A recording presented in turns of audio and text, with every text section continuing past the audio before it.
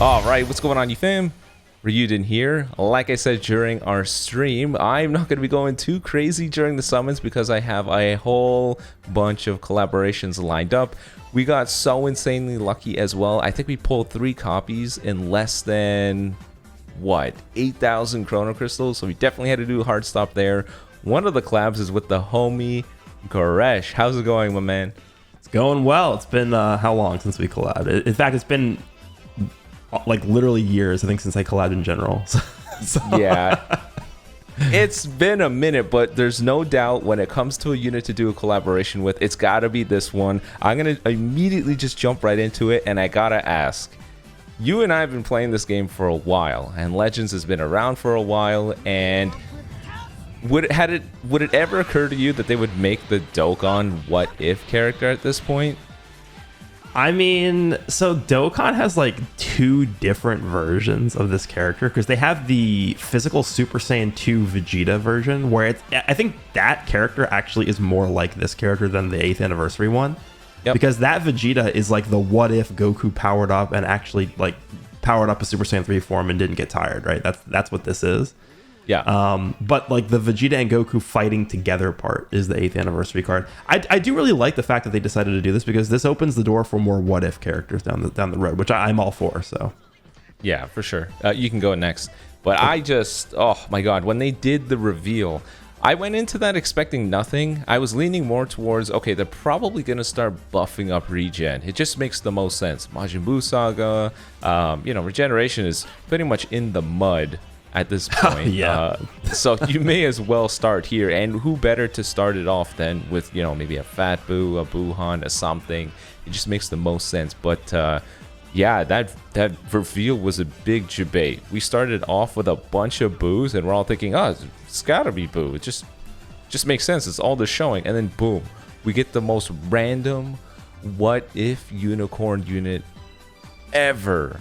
This game's been around for a while, but the release schedule is not frequent enough to feel like they did everything yet. So for them to start picking out of the what if hat, never would have seen it coming.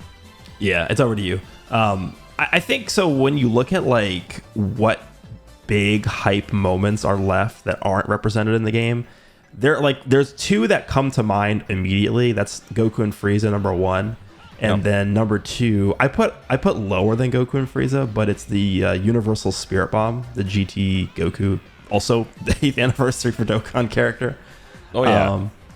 But like other than those 2 moments, in terms of like the, sort of like big hype moments that we see from Dragon Ball Z and GT and Super, like we pretty much have them all in the game in some form.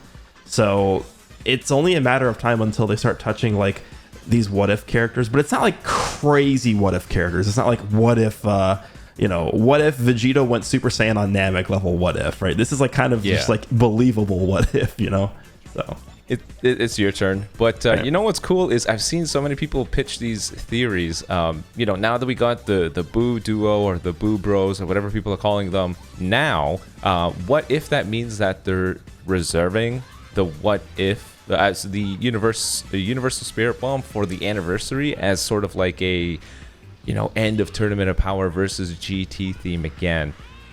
That it could be. The only thing where it's like I feel like they could do that, but it wouldn't be like a versus theme because we don't have like dual LF banners anymore. We haven't seen that format in a while. So I mean, it could be like part 1. Maybe they do one like Goku and Frieza part 1, and then part 2 they do the GT Spirit Bomb. I could see that for sure. Honestly, for me, I am somebody that is. Oh, I got the EX Blue Goku. I actually still need him. It's over to you. I think for me, I'm somebody who's less high on that GT Spirit Bomb Goku for whatever reason. I think it is a hype moment, but I don't know. I feel like people look at that moment and rate it a little bit too highly in terms of hype, but I think it probably is like part 2 anniversary worthy level, I would say. Yeah. Mm-hmm. I think it's just because, it's probably one of the more memorable moments. So just throughout all of GT, they're like, yeah, that seems like the pinnacle of it. Well, so I guess that's why. I mean, GT doesn't really have like the crux of the hype moments of the series. I mean, You have, Yeah. I mean, like it's basically just Super Saiyan 4s and Omega is all GT is in terms of hype stuff. Unfortunately. See, I wanted to say that, but I didn't want anyone to get mad at me. But you said it, so it's okay. Yeah, I'll take it. That's fine. You could redirect the criticism at me. But like Super 17 isn't like a hype character. Baby is cool, but like he's not a hype character unless they somehow found a way to give us the grade 8 baby. That could be interesting. But just like Super Baby 2, I don't know. Yeah, Omega's cool. Like Omega, I think is the only villain of GT that really can, I think, sort of carry a solo release. But potentially, I could see Baby being like a monthly LF. But that's really it. Yeah, it's over to you. I'm of the same boat, really. But one thing I like about GT is their ideas behind the villains. I really like the whole concept behind Omega and the Shadow Dragons. It just is clever. Finally, some repercussions from their safety net of I'm fine. Here's my get out of jail for free card. Yeah, well, it's supposed to be circling back to the origin of the series, like the Dragon Balls were like the point behind the entire story, and now it's like, well, everything you guys have done throughout the entire time of the existence of the series has led to the consequences, right? I think that is a very poetic way to end like the series as a whole, which GT originally was intended, like that was the purpose behind GT. Yeah, and I think that's what makes the Universal Spirit Bombs regarded so highly, just because pretty sure Goku dies at the end, right? Well, it's implied that he like goes away. I don't know because like he does return at the end, right? We have the tournament. What is it? 100-year time skip, and then Goku comes back. So over to you. I mean, the interesting thing about that is they could give us, I feel like, a really cool free-to-play character that they could give us if they decided to do like the end of GT. Is the 100-year later GT Goku, like a base form Goku in the blue gi that is 100 years into the future. Like that could be a really cool free-to-play character. Yeah, I would like that as well. All right, we're in. Okay, I was gonna say we may get lucky here because I'm in the glacier zone. Blue skies, yeah. Yeah, they really gotta release some new summon animations. I mean, we're about to head into the anniversary, so you never know. I really hope so because I gotta say I don't know if it's their team getting a new budget, if they hired more people, but I don't know. Just characters and animations and concepts have been just a step beyond what they've been in recent years. They're just more unique, more interesting. That's what I really like. Yeah, I mean, like we've seen pretty much with every release, pretty much since Legends Festival, they've started to like give these new characters unique traits. Like Gogeta has his ridiculous unique gauge. 17 has his unique gauge as well, which gives him double vanish, and then the like uncancelable endurance or whatever. Hit with the time skip, Roshi with the seal. Like, so all these characters have their unique things. So I think that if they continue doing that, things will be pretty good because it gives every character their own identity. Yeah, I'm going. Yeah, step 5. Let's go. I feel the same way. I feel like I guess just naturally it would fall to where we are now, just because it can't just be the same old cookie cutter. Yeah, you get 90% damage inflicted. This guy's a hype thing. We're just gonna make it 100 this time. Like, it would have been boring very fast. Yeah, I mean, we are seeing like the damage, the reduces damage received numbers creep up slowly. Like we just moved to 65 and now it's already 70 with this Vegeta. I think what's funny is how he takes even less damage during the stalling mode or whatever it's called. Yeah. He's already at 70%. I've had that Vegeta take damage so well despite being at a type disadvantage just because he neutralizes so much. It doesn't make any sense. I think he's at 80% when that happens. I'm getting a fake out and I had blue skies. Oh, it's TN. Blue TN. Oh my god, dude, if that guy wasn't blue, I swear he would have seen more play right now. I'm very sad that he was blue.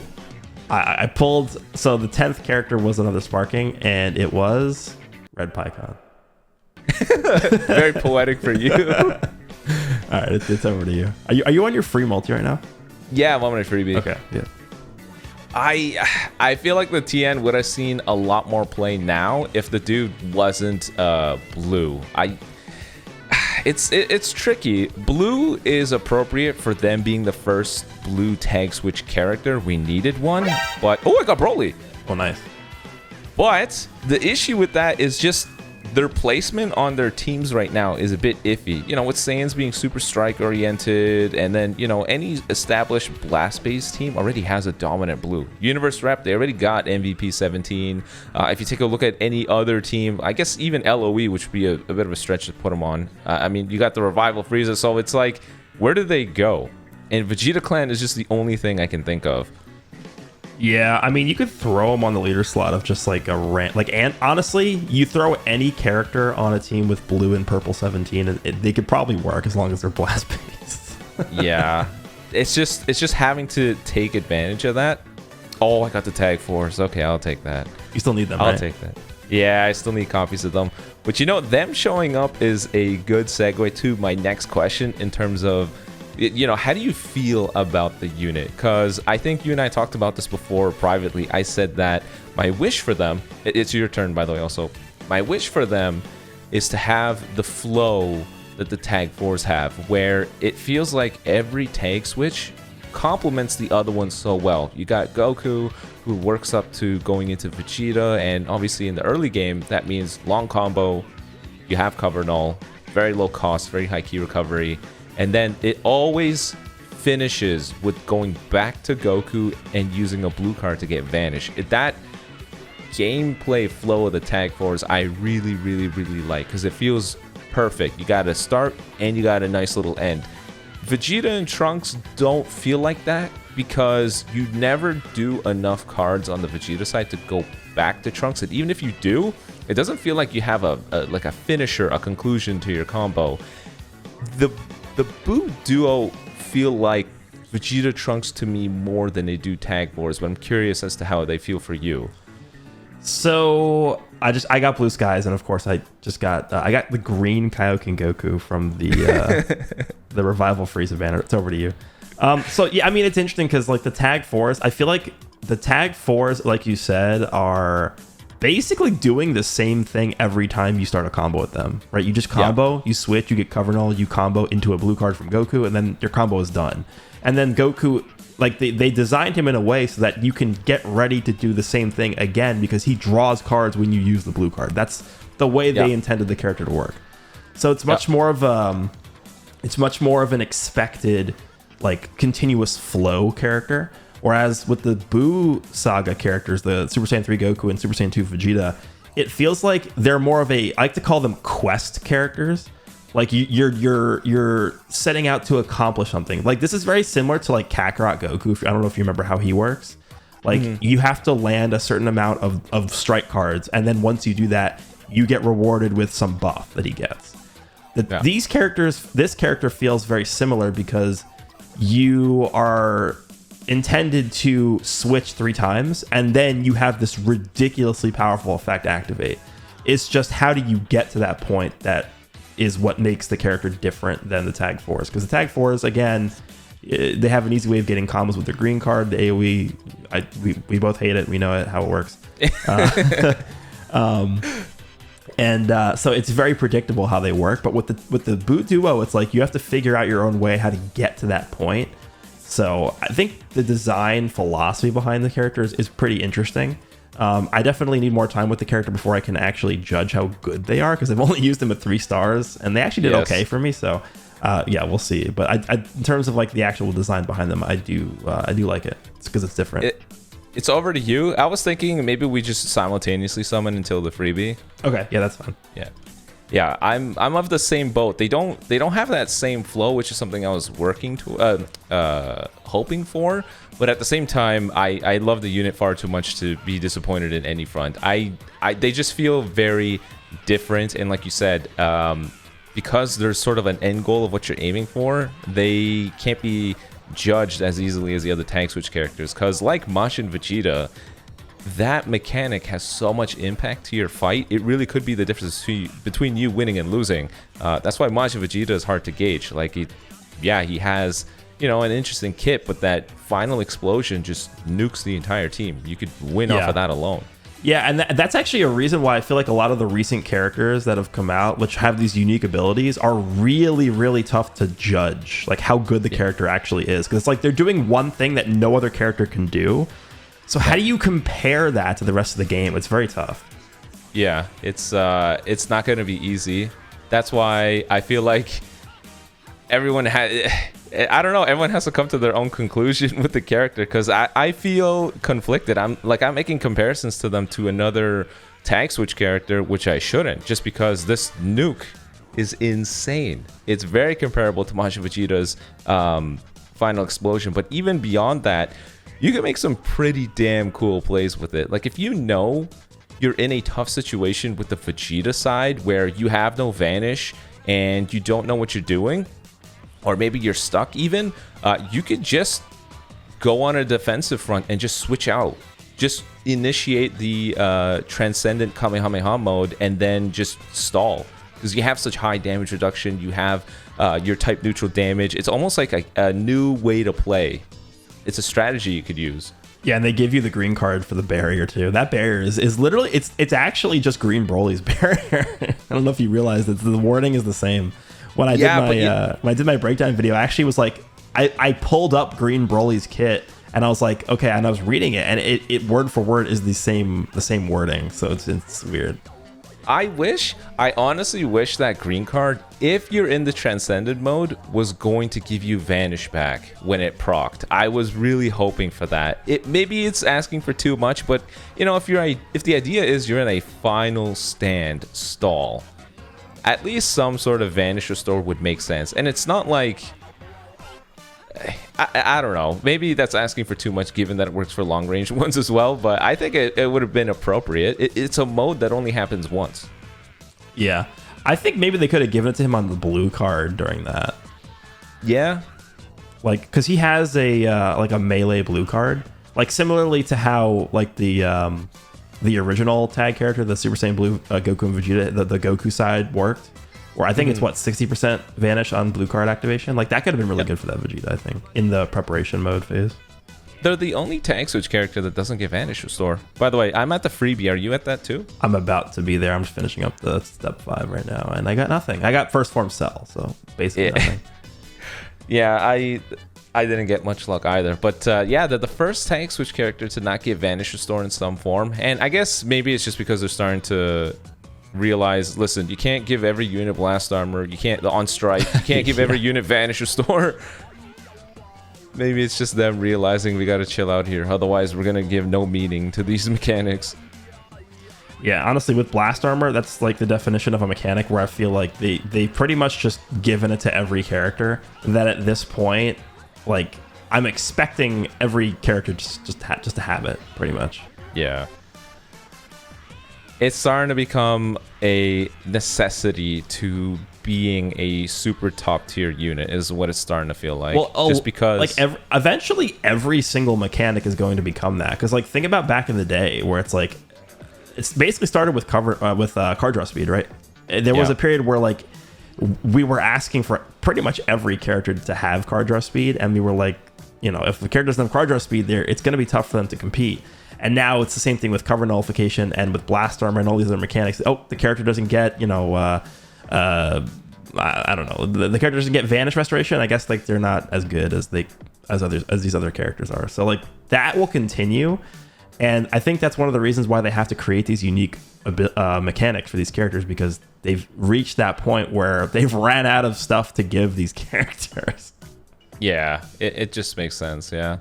So in the end, you know what my most noteworthy pull is? Getting the red Gohan twice. Oh, you got him twice? That's pretty. I mean, he is what? I think he's a 0.5% rate character on this banner. Let me check. Yeah, but not in one multi. Just throughout our entire summon. Yeah. In my my first summon video on this banner, I pulled the yellow Kid Gohan 3 times, and he has a 0.07% rate. You are getting lucky in the opposite direction. Yeah. I had to go and check the rates to make sure I wasn't going crazy. How many summon coins do you have, by the way? I have, I actually saved all the ones from before. I have 20. I have 15. You want to do a set of 3 tickets? Let's do it. Let's do it. Let me get this. Maybe the tickets finally pull through for us, because in my chat during the stream, they're like, do the tickets, but they're fighting with one another saying, nah, it's a scam. Don't do it. They suck. I have recently not had the greatest luck with the tickets. Yeah. On this banner, I actually have not pulled a single copy with the tickets yet. So maybe now's the time. Maybe now's the time. All right, I'm firing away. Let's see. All right, I'm jumping into. Maybe, who knows? It would be nice to finish off this video with a banger here. Oh, I actually got at least one. I got red skies, which is usually not what you see on tickets. So maybe this could be something. Got 3 pods too, but I'm never gonna judge that animation ever again because for some reason I keep getting good stuff off of it. Oh, he's tying. Is it Super Saiyan 3? No, it's not. It's just a fake out. Extreme fake out into red Purple cell. Yay. Purple Whis. I'll take that. All right, now here we go. Green skies. This is what I'm used to on tickets. Damn it, I got the same thing. You called it out. Now we're both about to get this. You're going to get First Form Cell. I'm going to go ahead and get Sparking Hercule. I'm going to get Yellow Kid Gohan.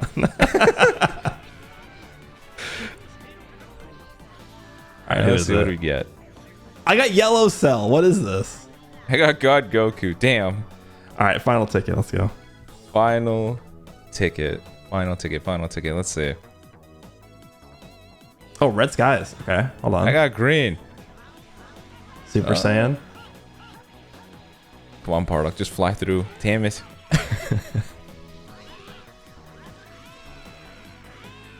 Yeah. I don't think this is going to be a good one. Oh, I'm losing. Is this Vegeta? It is Vegeta. All right, who is it? It's the green Super Saiyan 4 Goku. I thought you were about to say the green Ultimate Gohan, and I was going to go crazy because I got that guy too. Can you believe that's the only Buu Saga Ultimate Gohan in the game? Yeah, the thing is, I think for them, because the release schedule is not that frequent, like I know we feel like, oh my god, we get, you know, new LF so often, but it really is once a month. If you think about what the entire year looks like, it's typically one LF, maybe 1 or 2 1% Sparkings, and like 2 Zenkais.